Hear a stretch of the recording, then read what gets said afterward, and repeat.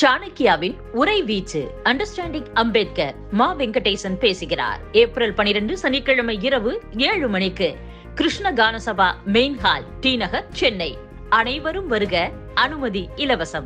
அண்ணாமலைக்கு பாஜக மிகப்பெரிய திட்டத்தை வைத்திருக்கிறது எனவும் தமிழக அரசியலில் அண்ணாமலை நீண்ட காலம் நீட்டிப்பார் என்றும் துக்ளக் ஆசிரியர் குருமூர்த்தி கூறியுள்ளார். தமிழகத்தில் வரும் சட்டமன்ற தேர்தலில் அதிமுக பாஜக கூட்டணி அமைத்து போட்டியிடுகின்றன. அதற்கான அறிவிப்பை மத்திய உள்துறை அமைச்சர் அமித் ஷா, அதிமுக பொதுச் செயலாளர் எடப்பாடி பழனிசாமி ஆகியோர் இணைந்து வெளியிட்டனர். மேலும் தமிழக பாஜகவின் புதிய தலைவராக நயினா நாகேந்திரன் தேர்ந்தெடுக்கப்பட்டார்.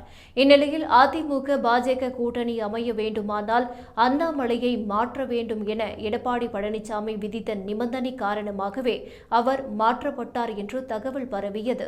மேலும் தமிழக பாஜக தலைவராக அண்ணாமலையே மீண்டும் தொடர வேண்டும் எனவும் அதிமுக கூட்டணிக்காக அண்ணாமலையை மாற்றுவது தவறு என்றும் சமூக வலைதளங்களில் எதிர்ப்பு குரல்கள் எழுந்தன.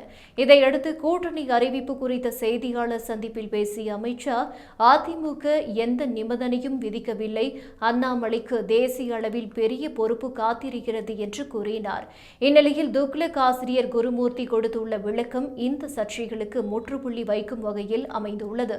இதுகுறித்து ரிபப்ளிக் தொலைக்காட்சிக்கு குருமூர்த்தி கொடுத்த பேட்டியில், தமிழக அரசியலில் அண்ணாமலை நீண்ட காலம் நீட்டிப்பார். அவருக்கு பாஜக மிகப்பெரிய திட்டத்தை வைத்திருக்கிறது. அதை பற்றி இப்போது எதுவும் கூற முடியாது. எந்த அதிகாரமிக்க பதவியிலும் இல்லாமலேயே தேசிய அளவில் மிகப்பெரிய ஆதரவாளர்கள் அண்ணாமலைக்கு இருக்கிறார்கள்.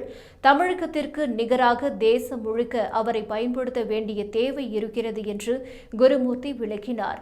இந்த கருத்தை ஓராண்டுக்கும் மேலாகவே சாணக்கிய தலைமை செய்தி ஆசிரியர் ரங்கராஜ் பாண்டே தெரிவித்து வருகிறார்.